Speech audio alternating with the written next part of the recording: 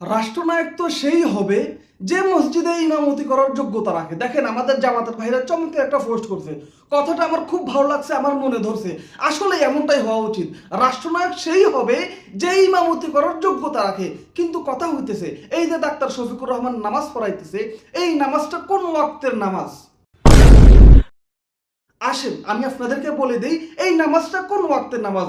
আমি চোখ বন্ধ করে বলতেছি এই নামাজটা হয় জোহরের নয় আসরের। কারণ ডাক্তার শফিকুর রহমান একটা দলের আমির, একটা দলের নেতা। উনি কাউকে চুমা দিলে ওই ভিডিওটা ভাইরাল হয়ে যায়, উনি কোনো মহিলাকে জড়িয়ে ধরলে ওই ভিডিওটা ভাইরাল হয়ে যায়, উনি কোনো কথা বললে ওই কথাটা ভাইরাল হয়ে যায়, উনি যাই বলে তাই ভাইরাল হয়ে যায়। ওই আমির নামাজ পড়াইবে, ওই আমির ফজরের নামাজ পড়াইবে, ওই আমির মাগরিবের নামাজ পড়াইবে, ওই আমির এশারের নামাজ পড়াইবে, ওনার ওইটার ভিডিও থাকবে না? এটা তো হইতে পারে না, এটা তো হইতে পারে না ভাই। এটা জোহরের নামাজ নয় আসরের নামাজ। কারণ জোহরের নামাজ আর আসরের নামাজের সূরা জোরে জোরে পড়া লাগে না, সূরা মনে মনে পড়লেই হয়ে যায়। আমাদের মাদ্রাসায় একজন বাবুর্চি ছিল, নাম হইতেছে মন্নান ভাই। উনি ওনাকে একবার মানে উনি সব জানে, মোটামুটি সব জানে, দাড়ি টুপি রাখি, উনি বড় হুজুর।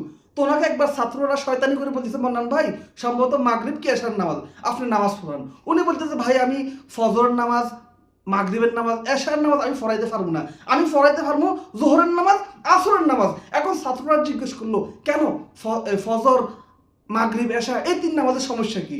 উনি বলতেছে এই তিন নামাজের মধ্যে সূরাগুলো জোরে জোরে পড়া লাগে। এখন আমি তো কোনো ভুল করি, তোরা তো পিছন থেকে আবার লোকমা দেওয়া শুরু করে দিবি। এই জন্য তুই সুযোগ দিস আমাকে, জোহরের নামাজের সুযোগ দিস, আসরের নামাজের সুযোগ দিস। আমি চোখ বন্ধ করে বলতেছি এটা জোহরের নামাজ নয় আসরের নামাজ। কারণ জোহরের নামাজের সূরা জোরে পড়া লাগে না, আসরের নামাজের সূরা জোরে পড়া লাগে না। এই জন্য আমিন সাহেব সাহস করে ইমামতি করতেছে।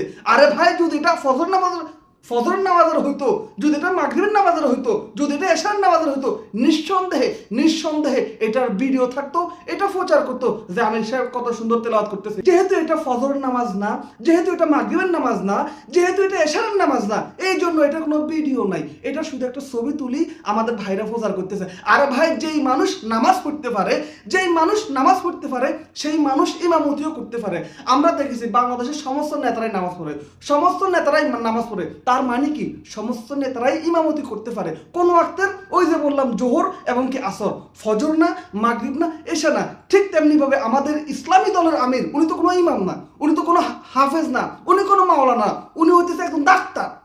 উনি ডাক্তার, ওনার কাজ হচ্ছে রোগী দেখা, ওনার কাজ হচ্ছে ওষুধ দেওয়া। উনি তো ইমামতি করতে পারে না, ওনার ইমামতি করার যোগ্যতা নাই। যদি যোগ্যতা থাকতো অবশ্যই ওনার নামাজের ভিডিও আমাদের সামনে আসতো।